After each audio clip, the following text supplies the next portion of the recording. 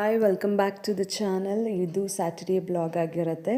And ತುರಿದು ಮಾಡಿದ್ರೆ ಒಳ್ಳೆಯದು ಅಂತ ಬೀಟ್ರೂಟ್ ಬಾಯಿಗೆ ಅಷ್ಟಾಗಿ ಗಟ್ಟಿಯಾಗಿ ಸಿಕ್ಕಲ್ಲ ಅಂತ ತುರಿದೇ ಮಾಡ್ಕೊಳ್ತಾ ಇದ್ದೀನಿ ಕಟ್ ಮಾಡೋದಕ್ಕಿಂತ. ಹಾಗೆ ಹುಷಾರಿಲ್ಲ ಅಂತಂದಾಗಲೂ ಅಷ್ಟೇ ಮಗಳು ತೊಗೊಂಬಂದು ಕೊಡ್ತಾ ಇರ್ತಾಳೆ.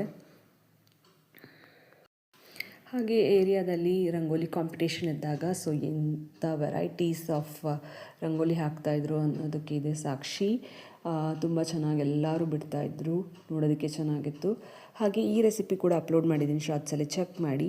ಸೊ ಮನೆ ಆ ಕಡೆಯೂ ತೋರಿಸೋಣ, ಆ ಕಡೆ ಈ ಕಡೆ ಅಂತ ಕೇಳ್ತಾಯಿದ್ರು. ಹಾಗಾಗಿ ನಾನು ಸ್ಮಾಲ್ ವೆಜೀಸ್ ಎಲ್ಲ ಏನಾದರೂ ಎಮರ್ಜೆನ್ಸಿಗೆ ಬೇಕಾದಾಗ ಇವ್ರ ಹತ್ರ ಬೈ ಮಾಡ್ತಾ ಇರ್ತೀನಿ.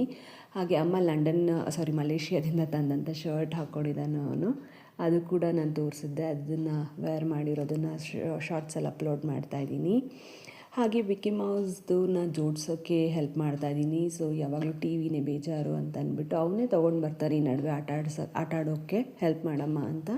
ಸೊ ಅದೇ ಥರ ಕಲರ್ಸ್ನ ಮ್ಯಾಚ್ ಮಾಡಿ ಜಾಯಿನ್ ಮಾಡು ಅಂತ ಹೇಳ್ಕೊಡ್ತಾಯಿದ್ದೀನಿ. ಆ್ಯಂಡ್ ಅವನಿಗೂ ಕೂಡ ಪಝಲ್ ಜೋಡ್ಸೋದು ತುಂಬ ಇಷ್ಟ ಆಗುತ್ತೆ. ಅವ್ನ ಬ್ರೈನ್ಗೂ ಕೂಡ ವರ್ಕ್ ಆಗುತ್ತೆ, ಜಾಸ್ತಿ ಚೆನ್ನಾಗಿ